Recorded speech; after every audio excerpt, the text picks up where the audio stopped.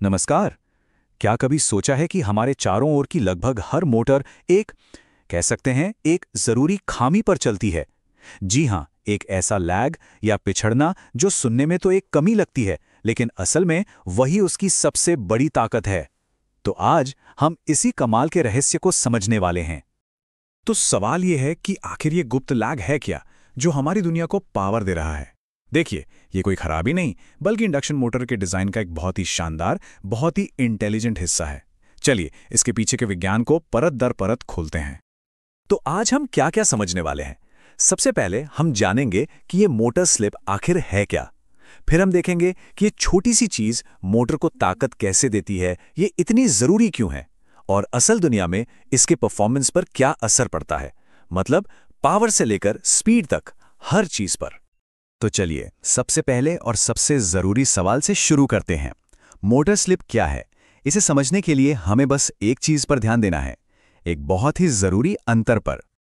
अगर एकदम सीधे साधे शब्दों में कहूं तो स्लिप दो गतियों के बीच का अंतर है। पहली गति है मोटर के अंदर घूमने वाले मैग्नेटिक फील्ड की, जिसे हम सिंक्रोनस स्पीड कहते हैं, और दूसरी गति है रोटर के असल में घूमने की स्पीड। तो स्लिप हमें बस ये बताता है कि रोटर उस मैग्नेटिक फील्ड से कितना पीछे रह गया है। इसको ऐसे समझिए कि सिंक्रोनस स्पीड जो है वो लीडर है, ये मैग्नेटिक फील्ड की एक तय कांस्टेंट स्पीड है, और जो रोटर की स्पीड है वो है फॉलोअर, ये मोटर पर कितना लोड है उस हिसाब से कम ज़्यादा होती रहती है। तो स्लिप बस इन दोनों के बीच की दूरी है। अब इस अंतर को नापने का एक फॉर्मूला भी है, बहुत सिंपल सा। हम बस दोनों स्पीड के अंतर को सिंक्रोनस स्पीड से डिवाइड करके उससे 100 से मल्टीप्लाई कर देते हैं। इससे हमें एक परफेक्ट आंकड़ा मिल जाता है कि रोटर कितने प्रतिशत पीछे चल रहा है। तो अब ये तो समझ आ गया कि एक लैग है, पर सवाल यह है कि ये छोटा सा लैग मोटर की असली ताकत कैसे बनता है। यही तो इंडक्शन का असली इंजन है। ये सब ना एक चेन रिएक्शन की तरह है। सबसे पहले स्लिप की वजह से मैग्नेटिक फील्ड रोटर से तेज घूमता है। इससे एक रिलेटिव मोशन पैदा होता है। ये मोशन रोटर के अंदर एक वोल्टेज यानी इलेक्ट्रोमोटिव फोर्स या ईएमएफ बनाता है, और यही ईएमएफ एक करंट पैदा करता है, और उस करंट से बनता है टॉर्क, वो असली ताकत जो मोटर को घुमाती है।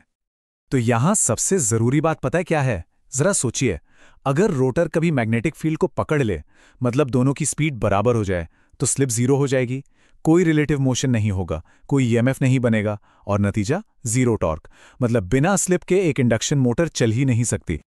तो अब तक ये तो साफ हो गया होगा कि स्लिप सिर्फ एक मामूली सा लैग नहीं है, ये मोटर के वजूद के लिए जरूरी है। आइए देखते हैं कि ये और क्यों इतना ज्यादा महत्वपूर्ण है।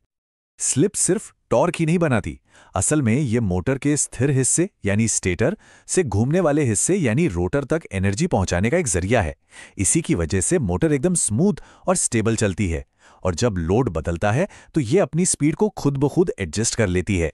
सीधी सी बात है, मोटर की पूरी परफॉर्मेंस और एफिशिएंसी इसी स्लिप पर टिकी है। चलिए अब थोड़ी थ्योरी से हटकर असल दुनिया की बात करते हैं। देखते हैं कि एक आम मोटर में स्लिप की वैल्यू आखिर होती कितनी है। ये नंबर भले ही छोटे हैं, लेकिन इनका असर बहुत बड़ा है।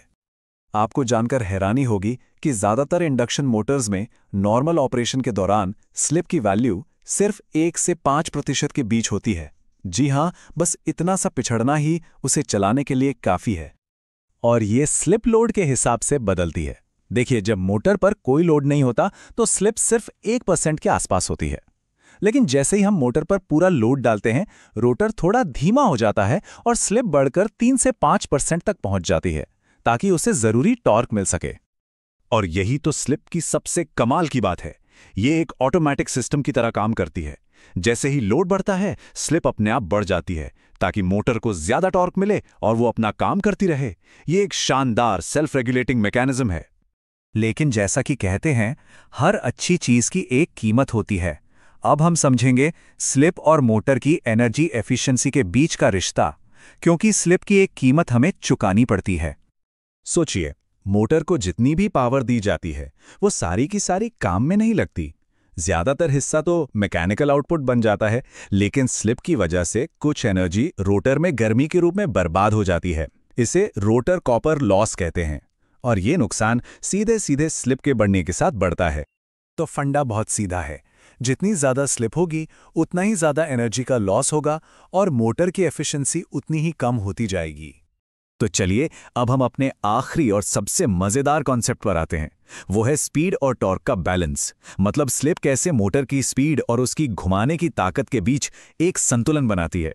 ये एक तरह का परफॉर्मेंस ट्रेड ऑफ है। यहाँ एक बहुत ही दिलचस्प लेन देन होता है। जब स्लिप कम होती है तो रोटर तेज घूमता है और एफिशिएंसी भी ज्यादा होती है, लेकिन टॉर्क मॉडरेट रहता है। वहीं जब किसी भारी चीज को घुमाना हो तो मोटर को ज्यादा टॉर्क चाहिए।